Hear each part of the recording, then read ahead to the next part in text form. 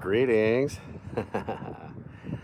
Today's special phrase, is mise en place. Things in their place. Mise en place. If you're a cook, if you're a line cook, if you're a chef somewhere, you're probably familiar with this term. And it's a really cool concept. You're going into a period of intense activity up on the line, up on a production line, food cooking line, and you're not going to have time to then go back and get stuff. It's going to be over. You're going to be in the thick of it. So it's real important for you to figure out what's on the menu that night, figure out what you're going to be doing. Go ahead and plan for your shift, your little span of intense time up there on the line. And that involves prep cooking, of course, prepping the materials, but then it involves getting all that stuff in its place, getting the pans in their place. If you're a real cook on a line that's doing a 500, 600 dinner night, you need to be operating at optimal efficiency. You need to not be looking. You just need to reach out and grab. You need to know exactly where the saute pans are. You need to know where the door to the cooler is, the handle, how to grab that. You need all that stuff figured out ahead of time, and then you're ready to go. You got your shrimp portioned off inside the cooler. Everything's ready. You're ready for your shift and your sauce making materials, all that stuff on the line. Your saucier, the sauces break. It's intense. They got to be produced on time, and they got to be get out. And mise en place. So it's cool. You're organizing ahead of time. Mise en place.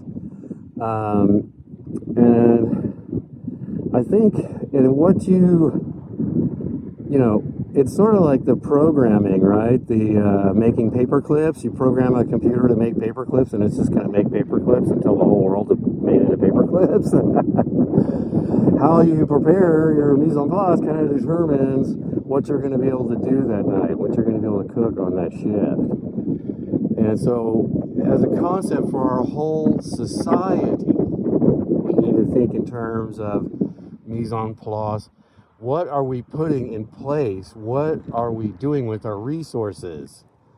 What kinds of plans, things are being done? Since we no longer have reporting and things are kind of falling apart, things are in collapse, and we have a corrupt, super hyper corrupt political class leading us, things are falling apart. So there's not a lot of planning, for the overall benefit of maybe like an overall community or something like that.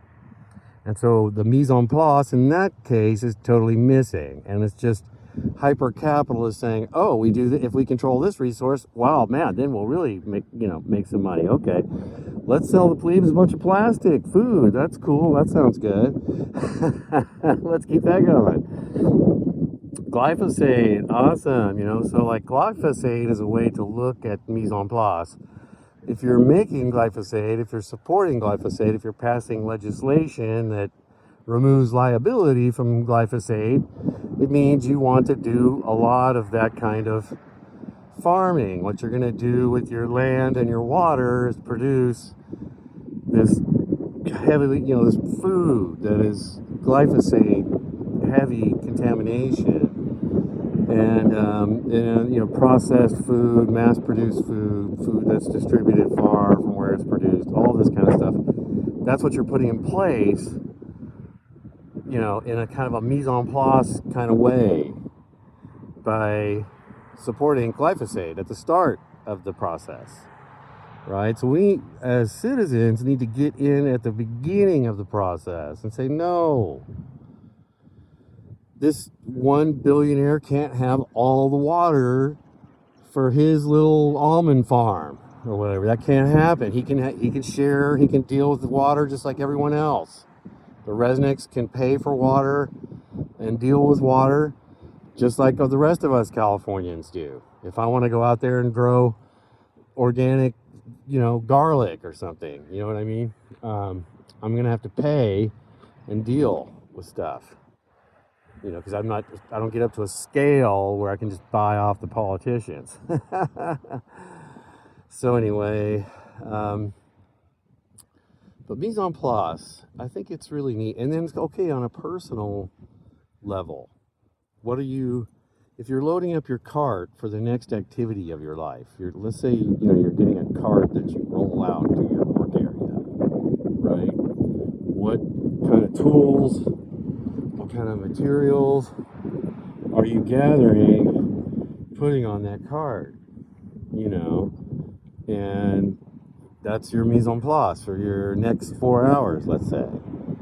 Think of your life in terms of like these 2 hours, 3 hours, 4 hour periods of activity. Some people 6 hours, whatever. It's not going to be much more than that unless you're on drugs. But you're going to do something for the next. You're taking a chunk of time. You've gone to the bathroom. You've had some water. You've eaten, sat around, read the newspaper. Now you're about ready to do something. You're at home. Maybe you're not even at work. No supervisor. No intensity. But you have some things to do at home, and you're going to get about ready to get started. So how you set up for that, keeping your pathways clear to do that project. In other words, you're anticipating you're going to go over there by that closet, so that on that day you don't block that closet. You make sure that closet pathway clear, and you set up all the tools and everything you need for those next 4 hours of activity. And that's a great way to think in your life. Hey, if I put this stuff kind of on my plate, that's kind of what I'm going to eat. You know what I mean? That's kind of the direction I'm going to go. And this is good advice for when you're in a kind of a panic, or procrastinating, or you've been through some trauma, or a war is starting and you're in a little bit of a low-level panic. Doing some good mise en place mentally and physically for yourself, getting these physical objects together. Go ahead, just find those objects, get those objects. Just like, I'm going to go get that later. No, go ahead and get it. Get the thing that is going to enable you to do what you're doing.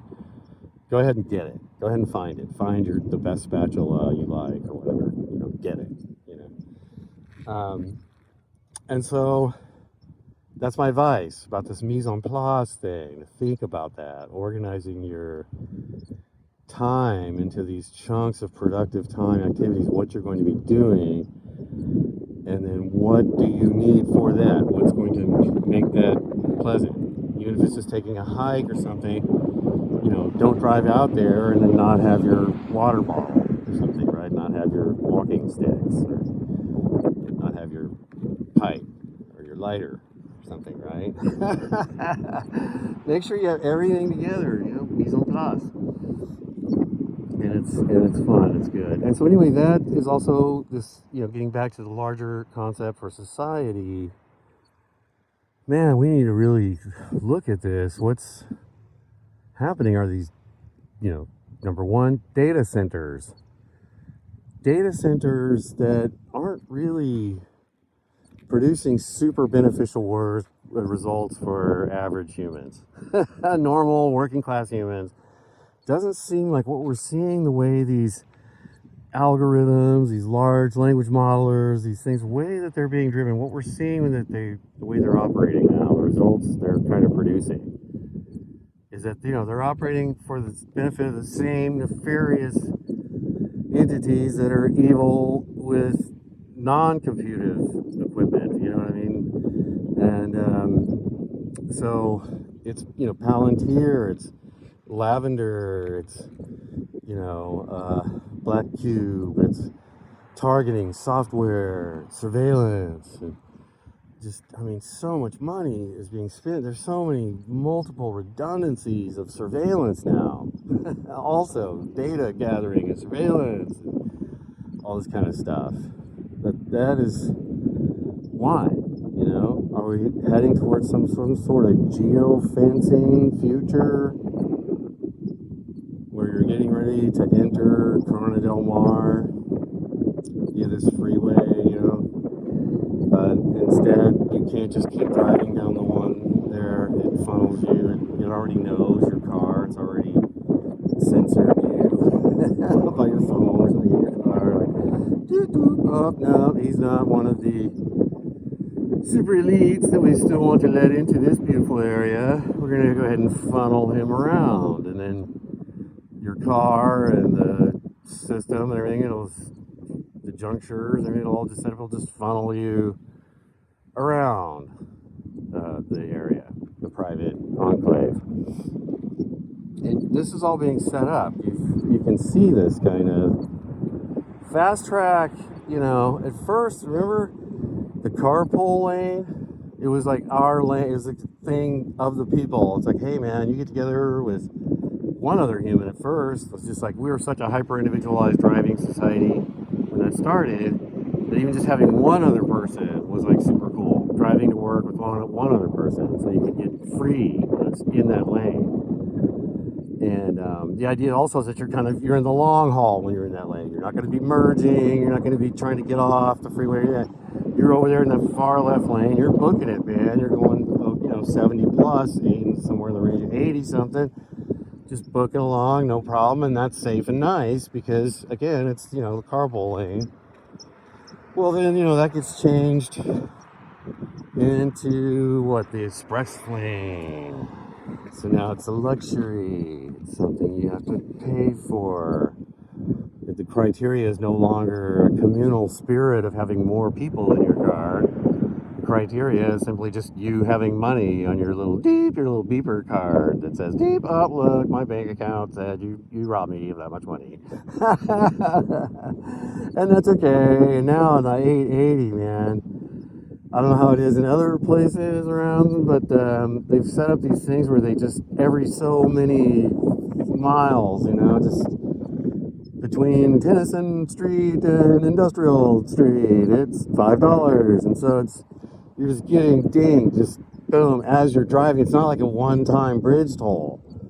Bridge tolls almost seem nice now. I don't dread bridge tolls anymore. I'm approaching a bridge, I'm just like, whoa, at least I pay this and I'm done paying that. I paid that bridge toll, okay.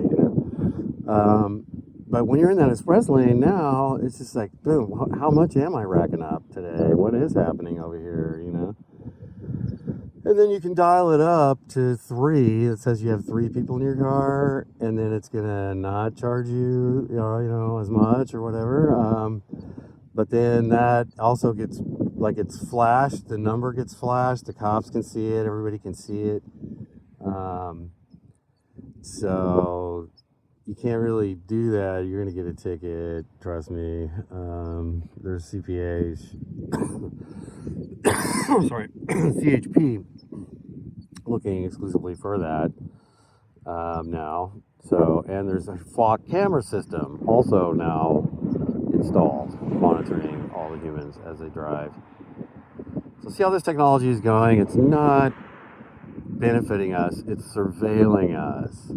It's part of a war infrastructure that does decapitation bombings on people that are going to negotiate peace. This is how the technology has been used so far. We have to remember that ENIAC itself was first, what was ENIAC? What was it trying to compute? What were they trying to figure out? Why were they creating this room full of computative equipment to create this massive supercomputer back in the day? They thought, ENIAC. The reason they did that was to figure out how big of a bomb they could let off in the atmosphere and not destroy the whole atmosphere. That was the purpose of ENIAC. So, man, I'm telling you, working class Americans. But again, we've seen computers be put to really great use, and they've done amazing things. I could play some really nice music and show beautiful nurses in hospitals and old people smiling at the beautiful nurses, and introduce a narrative underneath that, with medical equipment we've saved Miss Ruthenstein here. She had level 4 anal butt wipe, but now she's totally happy and ready to leave. Whatever, I could create these nice narratives, and everyone would be happy and would feel really good. Technology, it's great,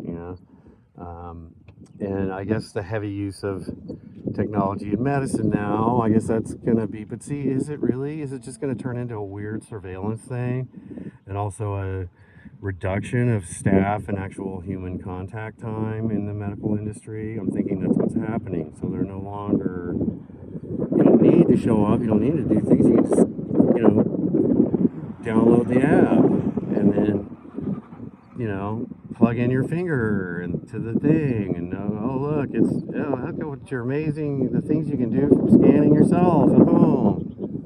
And then poop in this envelope and send it back to the lab. And all good there. And then let's see. Yeah, we don't really need you to see the doctor, Jeff. Yeah, no big deal. We can take your numbers.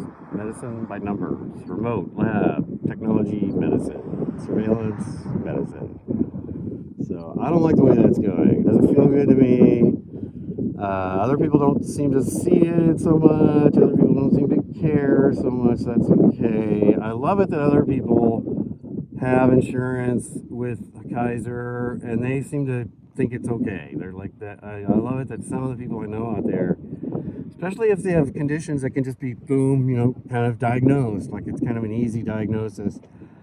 They tend to have a nice experience and they have to pay a certain amount. They maybe are a little miffed at paying for the imagery or whatever.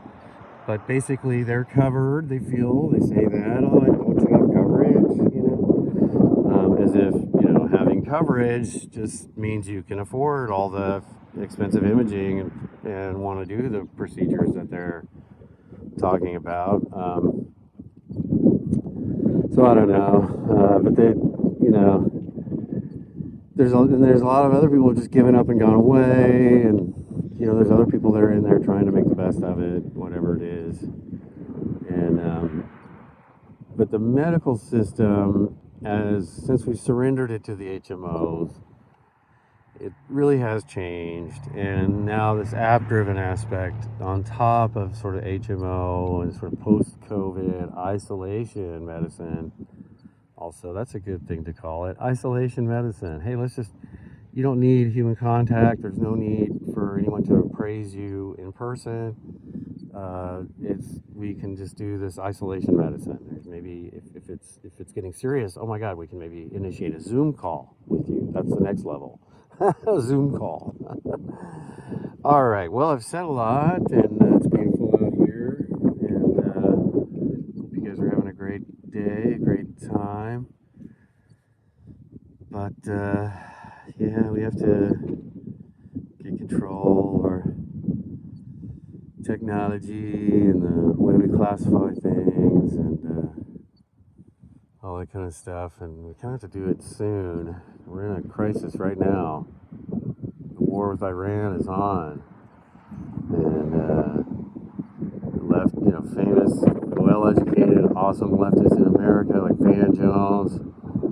I go to him because I see him as like top tier, like of the American, middle of the road, in the Beltway, but also has credentials from the Ella Baker Center, all this kind of stuff. And yeah, but no, what I saw was him saying that the people that are supporting the regime in Iran, in other words, if you're saying anything about the protesters that are overthrowing and really destroying civilian infrastructure in Iran, they're outside forces. They're not local. Some of them they're combined with some Iranians for sure on the ground. There's different ethnic groups in Iran. Some that benefited more from the Ayatollah and what they were put in place, some that benefited less, some that felt really oppressed by them, some that were kind of okay with it. There's a whole range of ethnic groups and relations to power in Iran. And also now there's this whole range of feelings about, hey, maybe the regime is not my favorite and they're pretty oppressive, but the Israelis and the Americans are just bombing our schools and bombing us. Now, they're the enemy. So before I wasn't really willing to support the regime. Now that they just blatantly decapitation strike on the Ayatollah and did all this other stuff. Now I'm pissed, and I'm pissed at the Israelis, not their local regime I'm trying to overthrow. They're trying to recruit me to overthrow. Now they're trying to, the Americans have already, with the Kurds, they're trying to recruit the Kurds again. Okay. So I knew they were bringing Turkey into this and the Kurdish and everything. But here they go. But they totally screwed over the Kurds in the past in Syria. I think they kind of gave the go ahead. They're like, hey, yeah, if you guys go for it, we'll do it, man. There'll be a new Mosul, like a new region. Iraq can just break up into 3 regions, and you guys can have a big portion of this region. You'll be really centrally controlling, and we'll arm you and help you. The Americans did that, and then when it came down to it, they turned their backs on them. Oh, I don't know, bummer, no money, or vote didn't go well, or I don't know what. Oh shit, something happened. Sorry. So, bummer, and betrayed the Kurds. And now they're proposing to the Kurds again, hey, why don't you guys rise up, help us? They're getting kicked from bombs above and brutal oppressive regime you guys hate, and so let's go for it. Let's take it out, The regime that rose as a result of the coup we threw before, the horrible team we installed with Reza Pahlavi, and the Savak and torture team, everybody hated. So that led to the Ayatollah. But now we're like looking at the Ayatollah like some kind of crazy development of the Islamic world. It just naturally, organically rose to power in Iran. I don't think so. There's a huge portion of Persians who identify as kind of that in Iran. There's other ethnic groups as well. Of course, Islamic religion is big, but there's been wars in the past with the Arabic Empire, and there's been times of kind of cooperation, whatever. So it's all this weird mix. It's very complicated on the ground there. But now you've made freaking Ayatollah into a martyr, and people will probably support the Shia mullahs that wouldn't have before. Who knows? But you definitely made him into kind of a martyr. It was such a dumb move. So many dumb moves. Are they smart? Is it just trying to create just chaos that'll just go on for decades? See, maybe that's the plan. So that's why the people, the humans, have to get back and get involved again and take over something. There's some media, some resources, some government, some messaging, some stuff, some infrastructure. Humans are going to have to do that, and like really soon, because the status quo, corporate controlled, banker controlled, defense contractor controlled, Israel-led media is warping our minds, and it's the mind is driving us. It's like the blinders you put on the horse. You control the horse. We have to look at the media that way. That's what's happened. Everybody's been funneled. They're focused on Donald Trump and different things, and focused on them in the way that the CIA wants them to focus, and we've lost control. And so, all right, I've said too much. You have a great time. All right, bye-bye.